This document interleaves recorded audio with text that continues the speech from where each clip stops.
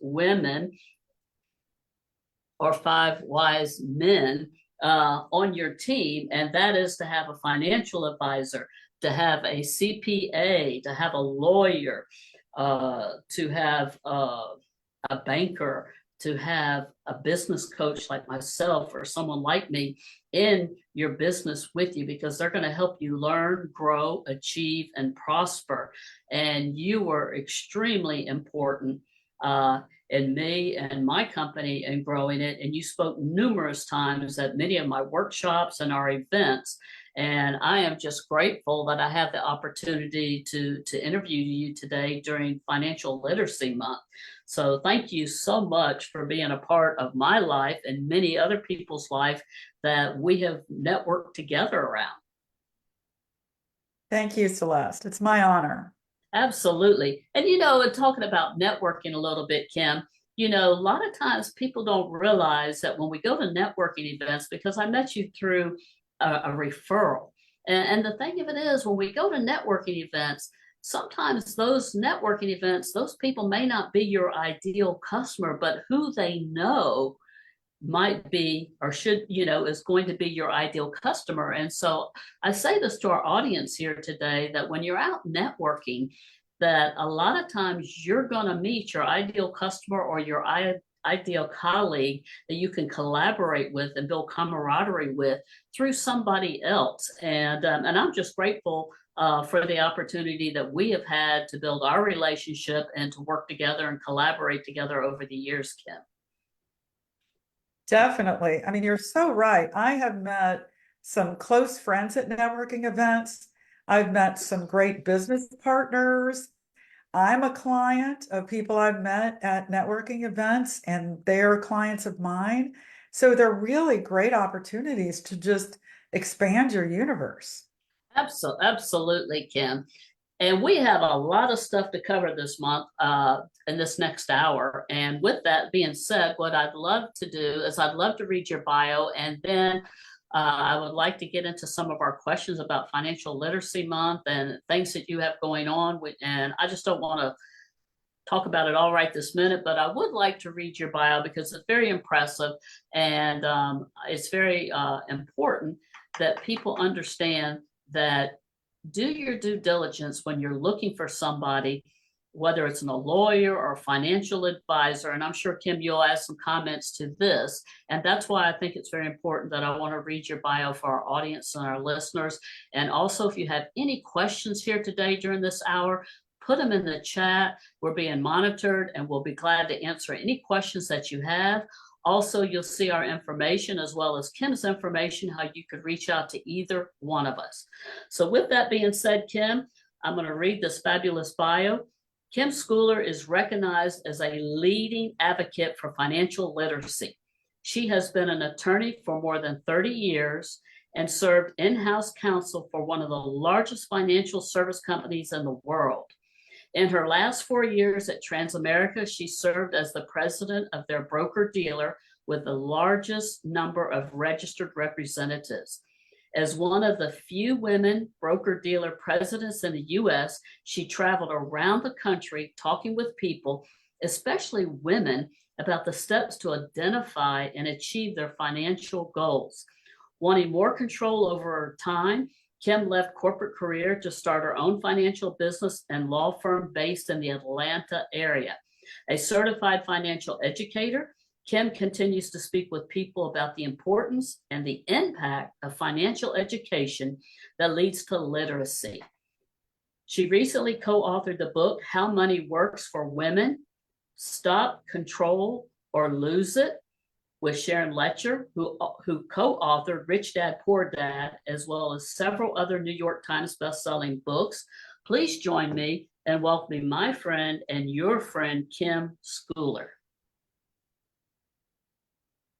All right, Ms. Kim. Thank you, Celeste. You are welcome. I'm just so excited. And what an accolade for the work that you've done for the last 30 years. I mean, being an attorney, being a financial advisor, what better way to have the best of both worlds in your back pocket, so to speak, right?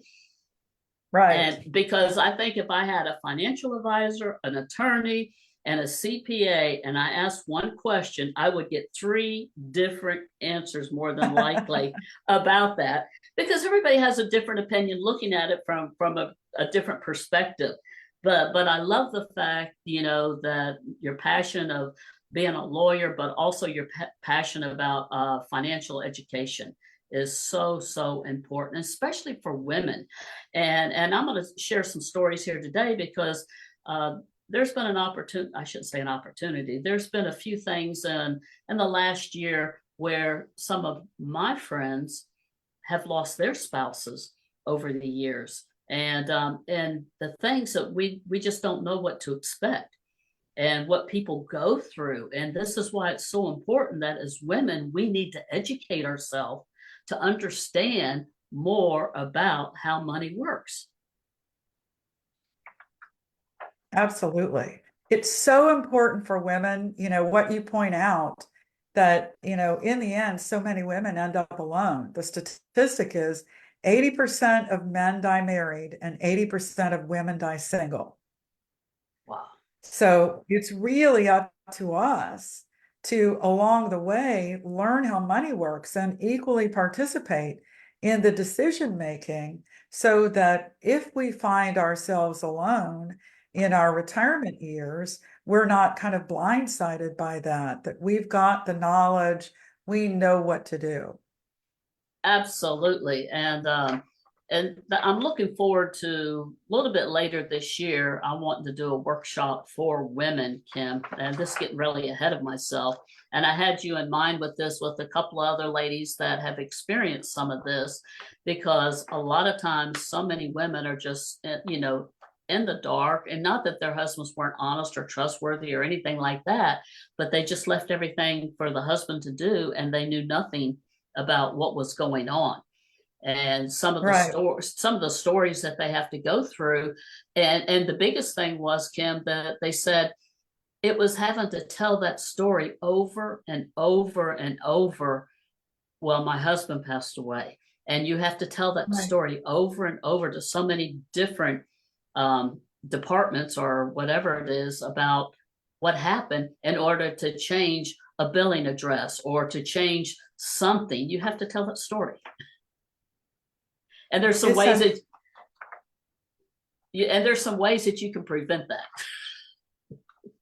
Yes, for sure. Preparing ahead of time, for sure. Another thing, Celeste, that we find with a lot of women who, kind of, they're busy with their lives, raising their children, taking care of their household, engaged in their career, that they do kind of defer the responsibility for the family's finances to their husband. And a lot of women end up without a credit history or a credit score if their husband passes away or if they end up divorced, because they were just an added signer on his credit card. They were just an addition to all of the things that he was doing financially. So one of the big things that Sharon and I wanted to stress in the book is you've got to have your own credit history. You should always participate in the family's financial decisions and goal setting, but at a minimum, you've got to have your own credit history. Absolutely. I couldn't agree with you more on that. And I know we're sort of getting ahead of ourselves here. But, the other thing is that I have found that a lot of women don't even know who their financial advisor is. They've never been introduced to them or had a conversation with them. Yes. Yes. That the husband left 100% to the spouse, but no, nothing else about it. So we'll get to that a little bit later. We could talk for hours about this. And again, I look forward to us doing some collaboration, because I really feel that there is a workshop or an educational seminar that, many women would be more than willing to want to jump on and learn more about it. But let's get started. My first question that I have for you, Kim, is April is Financial Literacy Month. Why is financial literacy so important to you? Because you're passionate about it. I am really passionate about it, and especially for women. But if you don't know how money works, it will cost you. I think the average for last year, how financial illiteracy cost a family on average $1,800, because you end up paying higher interest rates. You end up paying higher insurance premiums. You end up maybe living paycheck to paycheck. You end up really disadvantaged from a financial standpoint because you don't know. And it's not your fault. We weren't taught how money works in school. Many of us learned how money works from our parents or whoever raised us, and they learned from their parents. And, the things that I learned about money from my mom and dad were, my dad would always say, money doesn't grow on trees. And my mom's favorite saying was, we can't afford that. And, I'd be in the grocery store with her and I'd say, Mom, please, can I have this candy bar? And she said, oh, we can't afford that. And I'm thinking, what does that mean? We can't afford a candy bar? So, I grew up with all of these negative messages around money. A lot of people do. And it's through that education, it's through becoming financially literate that you can change that mindset so that you understand what it means to be able to afford something. And instead of saying, I can't afford this, you then start asking the question, okay, how can I afford this? And you shift your mindset to more of abundance. And more importantly, they're going to pass that on to your children, the next generation. So financial illiteracy affects us negatively in so many ways, in the present and in future generations. Absolutely. And even like you say, the way your parents talk to you as a child and the way today we talk to our children, talk to our grandchildren. And you said a word in there that's one of my favorite words is mind shift. We hear of mindset, but you really have to have a mind shift and think about how you say and what you're saying and how it's going to be perceived. Because like you say, you grew up, we can't afford a candy bar. And back when we were growing up, I don't want to say a candy bar was a dime or a quarter or something like that, right? Right. That's why it was so confusing to me. Today they're like $2 or $3 for a candy bar. It's ridiculous. But it is important, and it is something that we have to educate. We didn't grow up, you and I don't know your age, and I'm always proud of my age. I just turned 68, but we didn't grow up in school where they taught us about how money works. Or today they're doing more of that in the school systems, but when we grew up, we didn't take classes on that. Unless you were really maybe taking a business class or you were something like that, or statistics, but nothing specifically about financial literacy or how money works.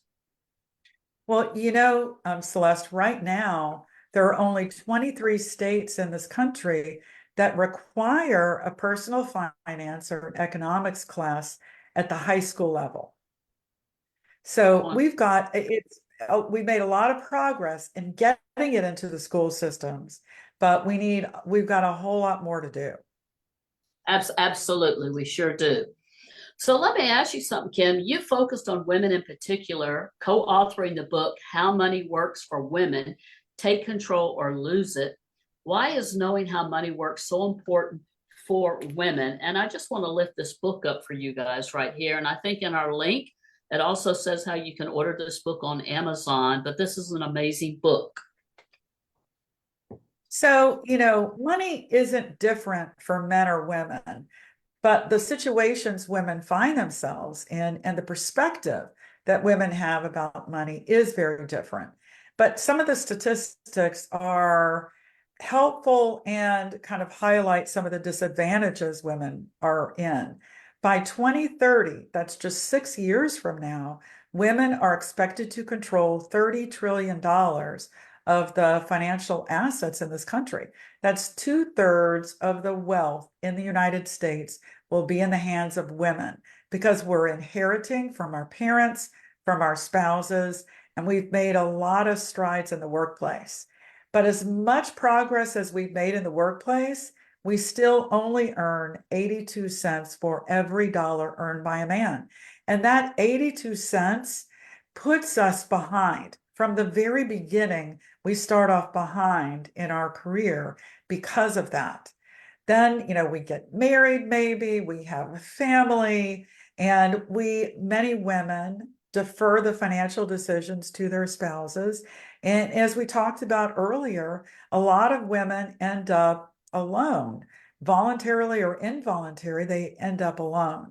And so it's more important than ever for women to understand how money works so we can participate and we can start planning for our financial future. So that 82 cents, Kim, is that just recently or 30 years ago? What was the dot? Do you know what it was back then compared to men and women? So there's an interesting story behind that, and we talk about it in the book. So the Equal Pay Act was signed by President Kennedy in 1963. And in 1963, women earned 60 cents for every dollar earned by a man. Go forward 30 years later, in like 1991, women make 70 cents for every dollar earned by a man. You go another 30 years in 2021, and today, women earn 82 cents for every dollar earned by a man. So it's been 60 years since we were promised equal pay in 1963, and we're still working towards it. But there's a lot of reason to be hopeful that that gap is going to decrease over the next few years. New generations, the workplace and employers becoming more knowledgeable about this, women and men really insisting on equality in the workplace. But so there's just a lot of reason to hope for that wage gap will decrease in the next few years. But it's been a persistent bugger. It really has. And to think that it was 60 cents in the 60s, and then 30 years later, it was only 70 cents, In the 90s, yeah. And in the 90s, and then now it's 82. We're up to 2% right there. but still, you talk, like you say, being behind from day one. Look how far behind we were from back then, and then of course it's just exactly not fair. Exactly. We are insisting on our rightful place. And there are a lot of men who are just so supportive of that, really great allies for women, receiving or achieving equality in the workplace. Absolutely. And I'm very grateful for my husband, Mike, and that he's a firm believer in that as well. And, women are amazing women in the workplace, are amazing women at home, as mothers, as wives, and as colleagues, as CEOs, and they deserve the recognition that they get.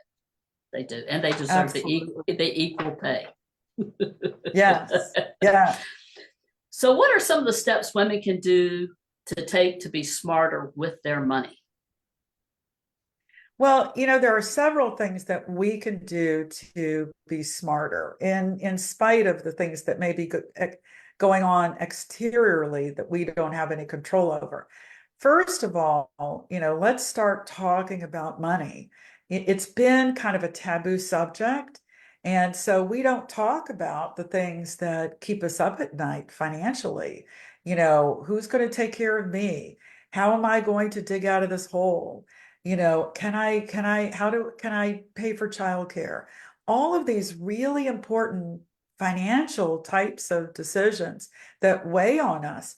If we started having those conversations with our friends, our coworkers, our family members, we women, we make change when we start talking about the things that are important to us. I mean, think about breast cancer awareness or mothers against drunk driving, really super important issues. And if we started talking about the important financial issues important to us, we would make that same kind of change. Now, the second thing we recommend is know what your financial situation is. And a lot of women kind of, I don't have time for it, I avoid it, but we've got a checklist in the book of the things that you can do, the places you can look for information, and don't do it all in one setting or all in one weekend, do it over a period of time, but really understand what your situation is. And then once you have that knowledge, start eliminating the things that are unnecessary. Maybe in my family, that includes like multiple streaming services. We've got Hulu and Prime and Apple TV and Netflix and, music services and gaming services. And, when you add all of those up, that $5 a month or whatever ends up being hundreds of dollars a month. And so if you can start eliminating those services that you don't need or that overlap other services, that would be great. Another thing that we recommend in the book is how can you reduce your credit card debt? We've got some tips on how to do that. And then, we talk about bad financial habits. My bad financial habit, you probably know this, Celeste, because you've known me for a while, but I am a latte addict. Like I love my Starbucks coffee. And, I would pick one up on the way to work every day. That's $5 a day, 5 days a week, $25 a week I was spending on coffee. And I was really taking it for granted. And so one of the things that I've done is I treat myself to one latte a month. And I sit in my car and I love that latte. We commune with nature via the latte. And I appreciate it in a way that, I didn't appreciate those 5 lattes I was getting every week. And then, after that, after we've eliminated the unnecessary stuff, then let's set our goals, short term, medium term, and long term. And then let's come up with a plan to accomplish them. Once you've got all that in place, then, women report, and it's actually men and women report, their number one financial regret is that they don't save and invest more money. And a big mistake or a misconception out there is that you have to have a lot of money in order to invest money. And that's just not true. That's not true. You can save $1 a day. That's $30 in a month. That's, $365 in a year, or $5 a day, a latte a day. Or maybe you can reduce some of those subscriptions. Whatever it is, it doesn't have to be a large amount. You just have to do it every day or every week and stick to it, and then watch your money grow over time. And that's so true. You used a latte, and I don't know if it's an addiction or what it is. I mean, it's a habit. It's really right. Yeah. Is it a habit? It's addiction. It can be both. Right. But it's the same thing, whether it's that, it's, Mike and I were just talking about, think about people who smoke and, how much they spend, and I've never touched a cigarette a day in my life, but, you think of that, or you think about people who love wine or beer or bourbon, whatever. I mean, you can find anything you want, and then you take that and add that up and go into, a daily, weekly, or monthly thing. And the times a year, 5 years, 10 years, that's a lot of money. Well, Celeste, also in the book, one of a really bad habit that I picked up during COVID that I think a lot of us picked up on is online shopping. Oh, because shopping, I'd never really done online shopping until COVID. And it was so easy to just look at a screen and pick something and click a button. And it didn't feel like I was spending real money. And every day, new boxes would come to my front door. It was like Christmas every day. And when I look over the purchases I made during COVID, I'm like, what was I thinking? Really, I would ever wear that in public? Or why on earth do I need that? All these purchases that because it was just pushing a button, it didn't feel like spending real money. So now, I counsel people to be very deliberate. Make a list, get in your car, park your car, go in the store, pick your items, stand in line, and then pay for it, and it will feel like you're spending real money. Oh, So make that feel like you've got to feel that inside that you are spending real money.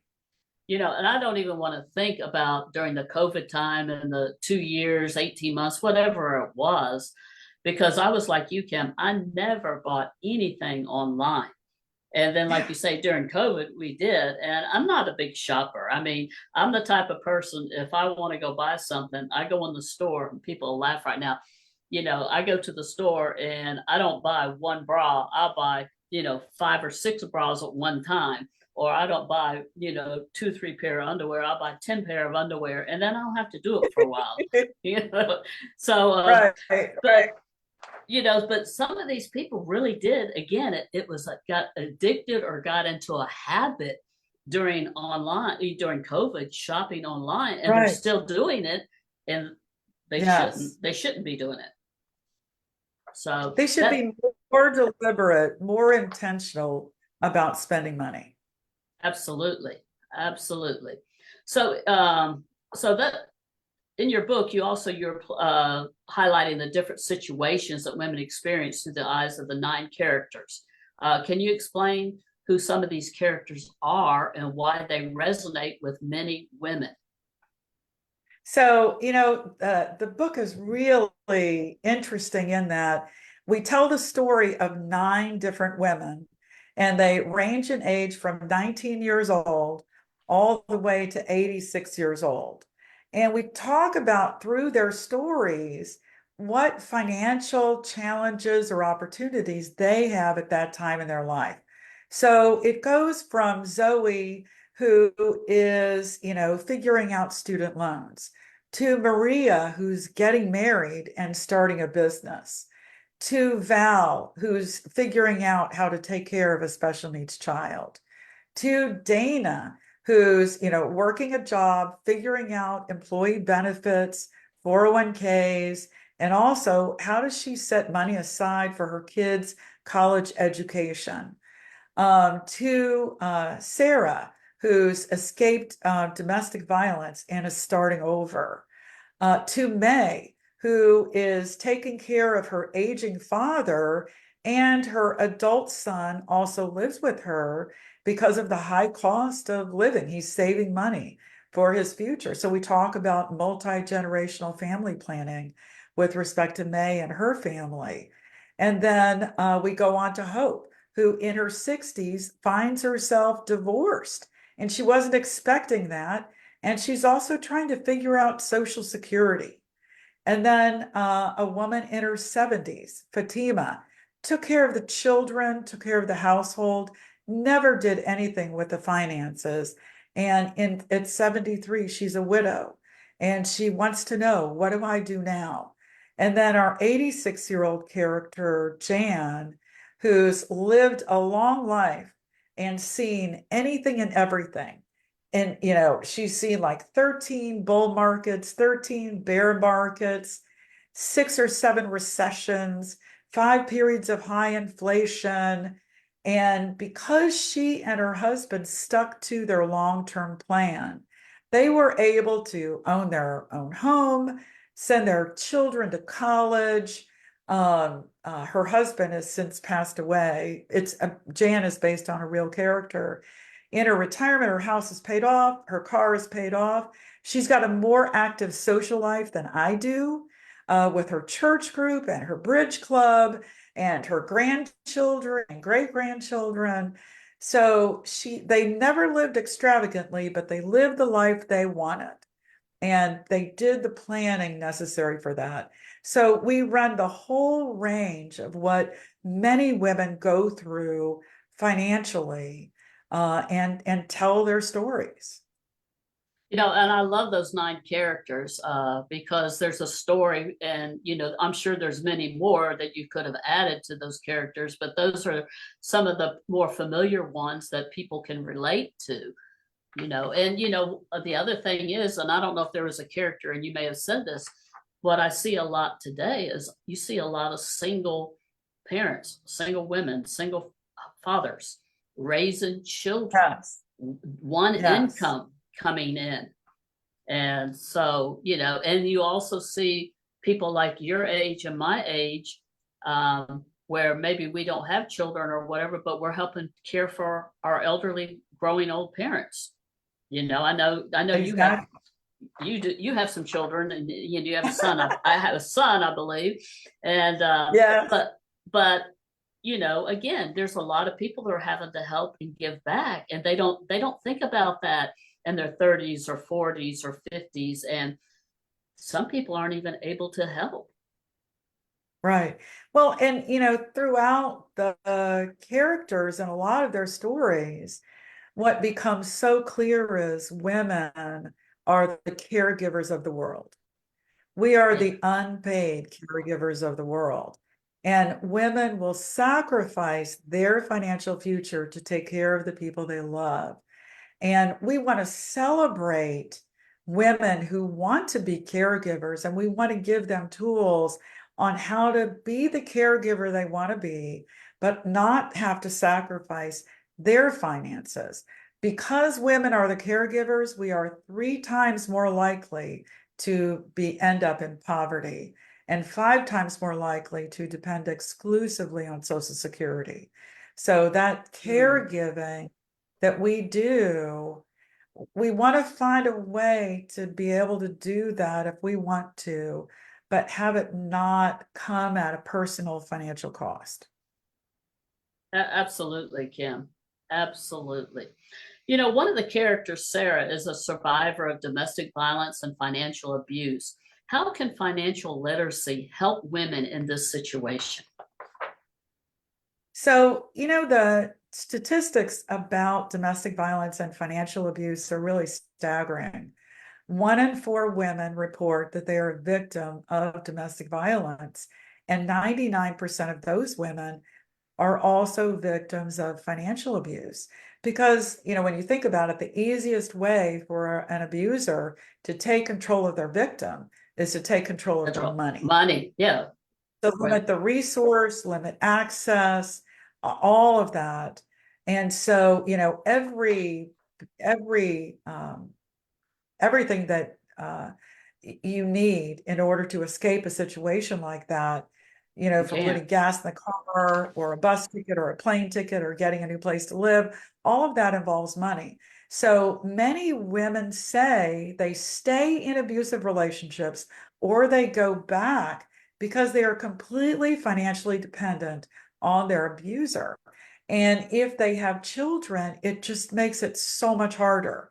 So if we write a book about women and finances, we've got to speak to the 1/4 of women out there who are experiencing domestic violence and financial abuse.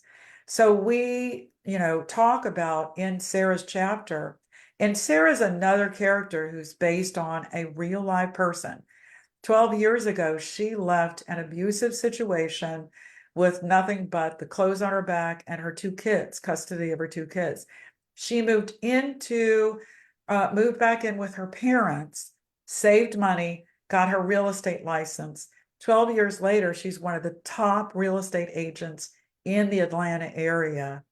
She recently remarried to a wonderful man who treats her like she deserves. And her kids are in college. She's taking care of that. I mean, so we've got in Sarah's chapter, we identify the red flags of financial abuse, what to be on the lookout for.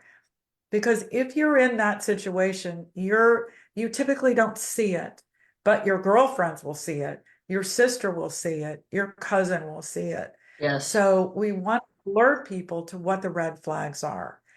And then if you're in this situation, we've got a checklist on the things you need to do in order to put your escape plan together. And then once you get out of that situation, then what? These women aren't just starting over, they're starting behind because they've got tax liens, they've got a bad credit score, they've got judgment liens. So we've got a lot of great information about resources available to help them and how the laws are helping them. A lot of the state and federal laws are changing around the country to help victims of domestic violence. And it is really encouraging to see our legislators stepping up to help with this really big problem. The CDC says this is the #1 public health issue in the United States. And I appreciate you sharing that information, Kim, because, one of the reasons, and there's many reasons why my heart loves your heart, is because I also know you're very passionate about nonprofits and serving and helping and giving back to the community, as well as myself and my husband is. And in May, this is going to be our 7th year that we've served Home of Hope. It's a Gwinnett children's shelter for mothers and children. And most of those women, people think, and I want this plug in here because a lot of people think that these women become homeless because they're bad people or something's wrong with them. The most of the time, these women are victims of abuse, like you say, and of violence. And they have no resources or anything. And I'm very grateful for places like Home of Hope, and there's many out there, that help and serve these women and help them get on their feet. And I love the fact that there's collaboration and camaraderie with different organizations, whether it's banks, institutions, that people go and teach these women about financial literacy or how to do a checkbook or their money. And one of the great things that Maureen does with Home of Hope is that these women save enough money that they can leave that place and have their own place. And that's so important. But there are places out there, because I'm circling back a long way to, you said that there were flags that your sister saw it, your friends saw it, your parents saw it. And so many times these women stay in these abusive situations and they don't have the means to leave, or they're afraid, the fear to leave. Right. But, the other thing is that these people, these families and friends have seen it, and these women go back and they leave, they go back and they leave. And then they also lose the resources of some of their family and friends because they say, enough is enough. We've helped you and you keep going back, right? Right. The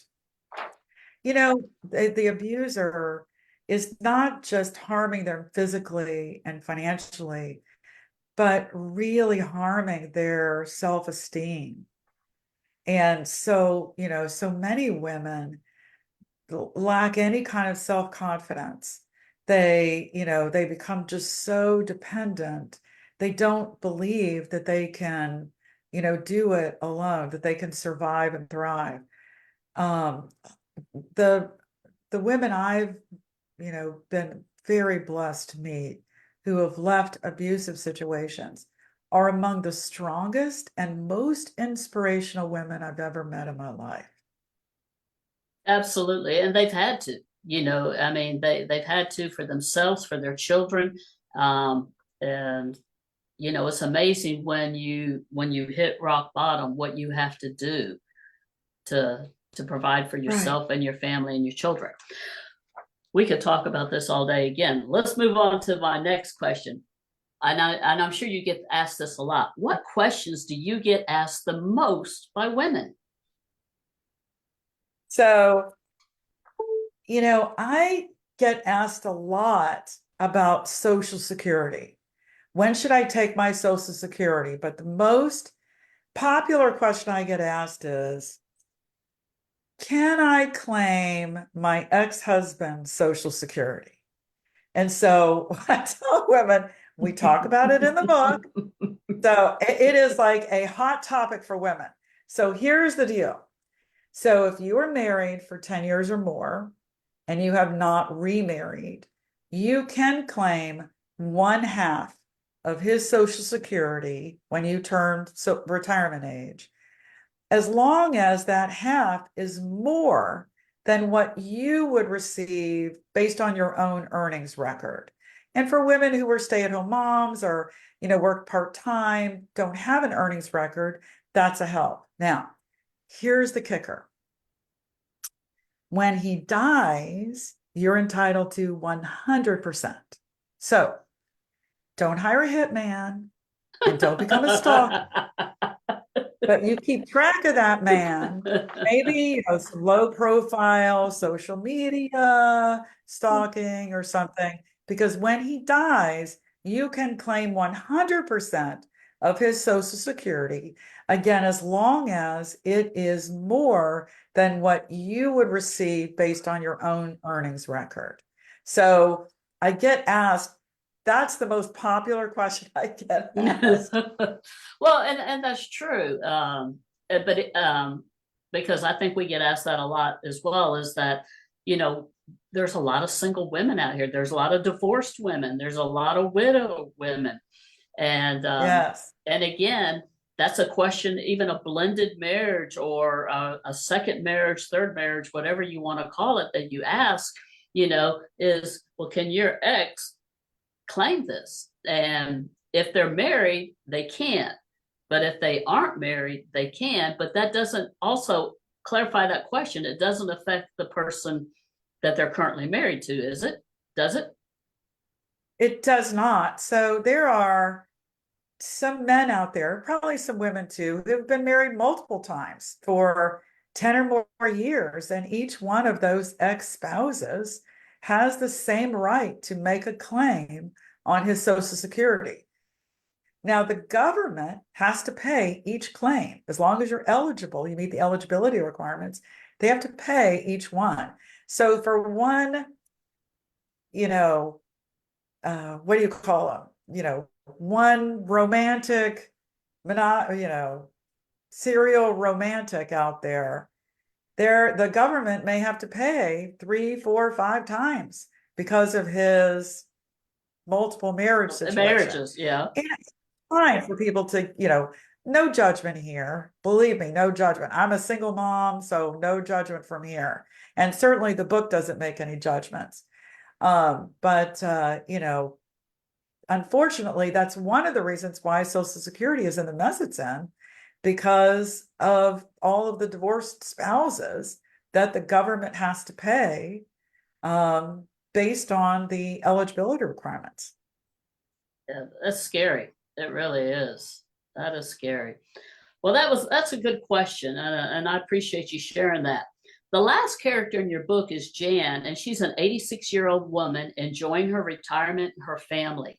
You point out that 80% of women die single, while 80% of men died married. What are the lessons we learned from Jan? So, we touched on this a little earlier. Because Jan and her husband, throughout their marriage together, throughout their life together, they came up with their financial plan and they didn't make changes based on whether the Fed chairman was going to raise or decrease interest rates. They didn't make changes based on temporary things that are happening in the marketplace. They built their plan around the things that they wanted to accomplish. And they came up with a plan designed to achieve those goals, and they did. So one of the big lessons in Jan's chapter is, look at the long term. Make adjustments as necessary, but don't be rattled by what the Fed chairman does one week to the next. Don't let that derail your thinking or derail your plan, because you should be planning for the long term.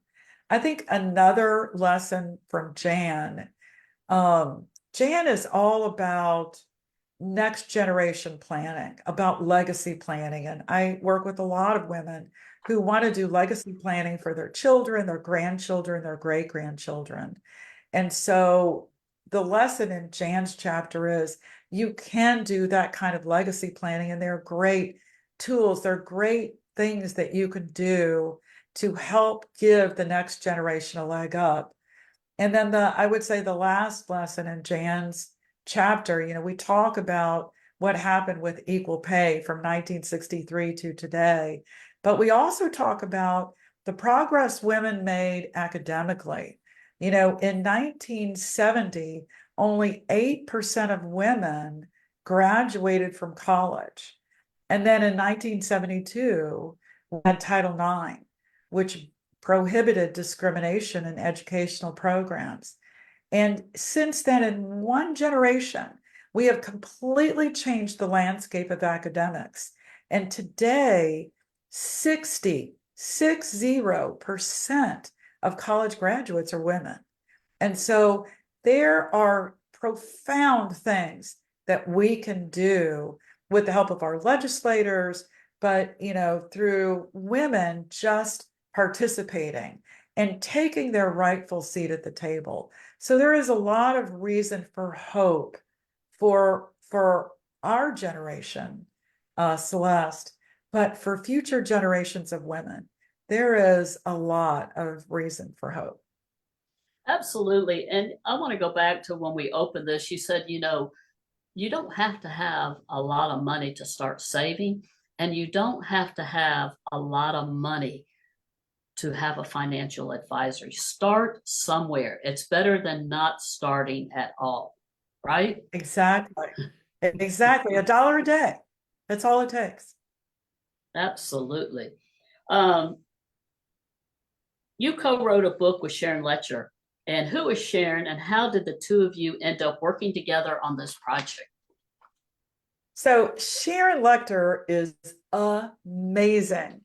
She co-wrote Rich Dad, Poor Dad with Robert Kiyosaki and 14 other Rich Dad books.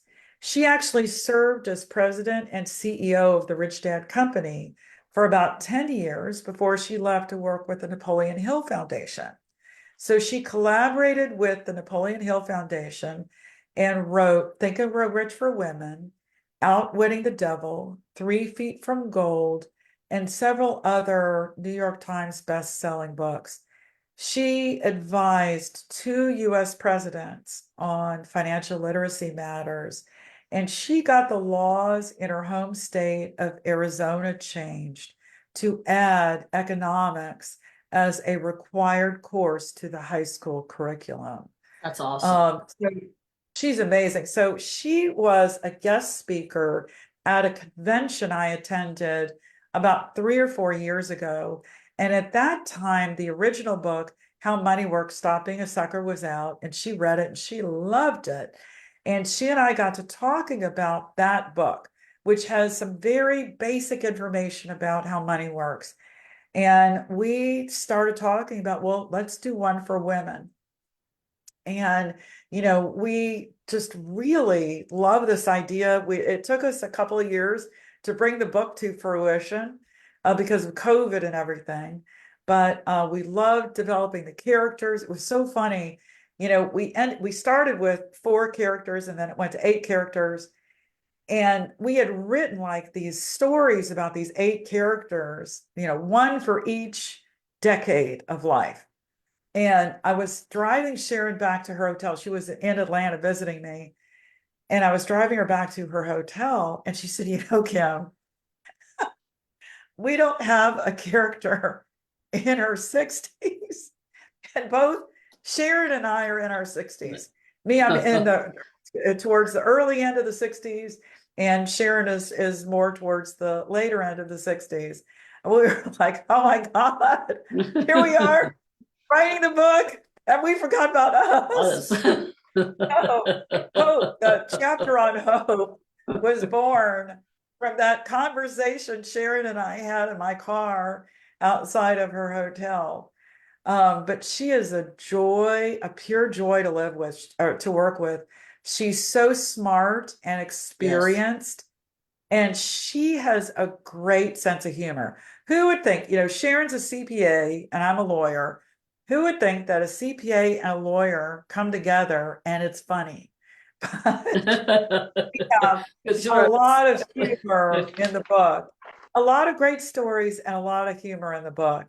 And it was just the project of a lifetime to be able to collaborate with that absolutely amazing woman.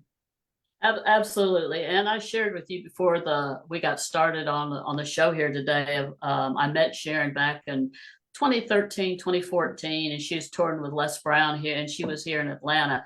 And she is just an amazing speaker. She's highly educated, knowledgeable, and being a CPA in the financial industry and all the accolades and the things that she's done in her life are just amazing Yes. work. And for the two of you to come together, I always have the saying that two hands make more noise than one. And you guys are really Yes. making a lot of noise together. We're trying.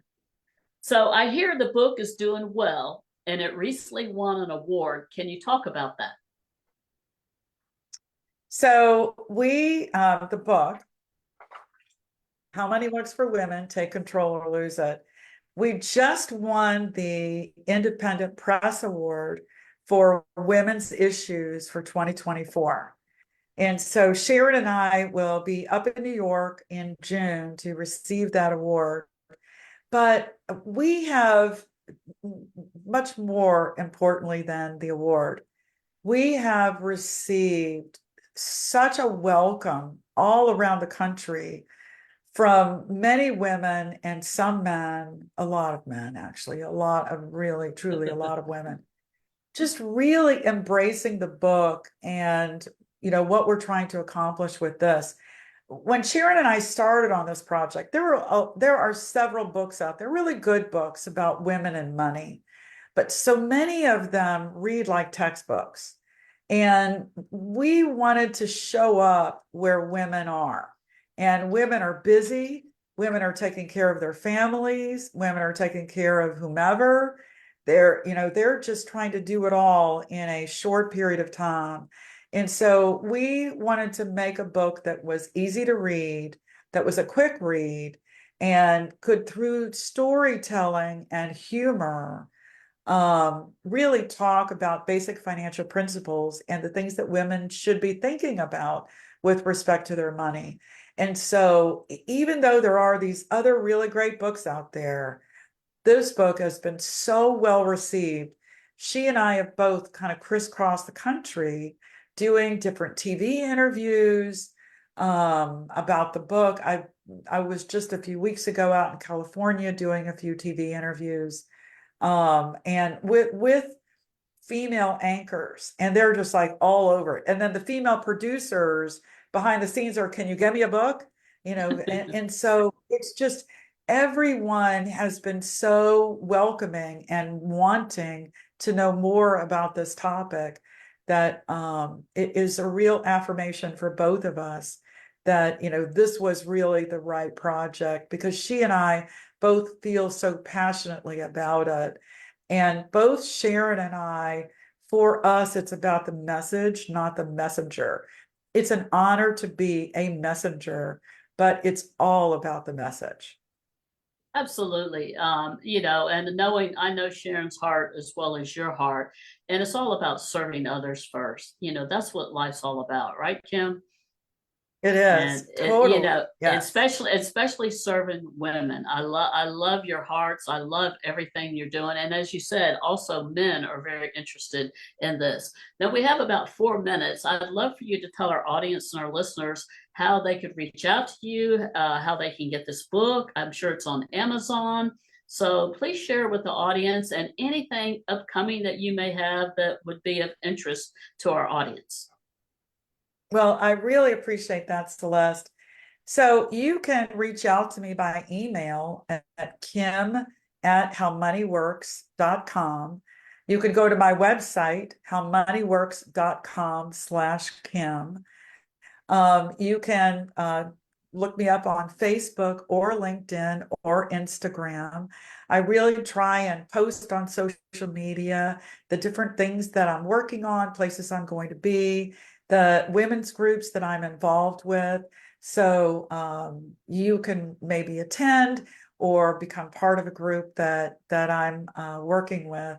But you can order the book on Amazon, or you can just send me an email and we'll make arrangements to get a book to you.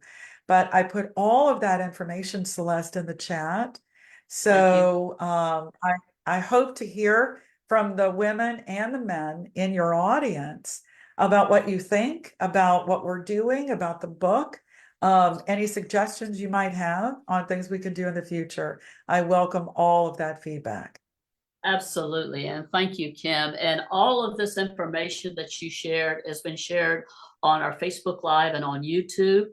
And again, I'm very, very grateful to WCEG Talk Radio, Global Legacy and Wealth Building family for allowing this time today, this platform for me to interview Kim and to share this wealth of information, especially as we're coming to a close with Financial Literacy Month here. But really, it should be Financial Literacy Month every month. We need to be inspecting what we expect on a daily, weekly, monthly basis about our finances, and being involved with a financial advisor, a CPA, a lawyer, a banker, talking about banking. And I know I'm trying to close this out, but we live in a digital world. People don't even go in there, don't even know who their banker is. I encourage you to go in there and have a conversation and introduce yourself to your banker. You need to know a banker as well. Any last thoughts that you would like to leave with our audience, Kim?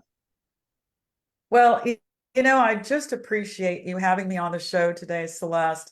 You are a very dear friend and business partner, and it has been just truly great working with you again. And for the women listening out there, remember, it's as little as $1 a day. It's not a big deal, but over time, it all adds up. Absolutely. And Kim, please give my love to Sharon. And I just thank you so much for everything that you do for women, for the community, and giving back. And our hearts love your hearts. And I just want to wish you an early happy Mother's Day to you, and that you have your lovely mother with you as well. What a blessing that is. And for our True. audience, thank you, and have a wonderful, blessed day. Our next show is going to be on Tuesday, May 14th, and May is the month of Foster Children Month, and we have a great show lined up for you for May. With that being said, Kim, thank you so much. Have a blessed day. I love you. Thanks, everybody. Goodbye. Bye-bye.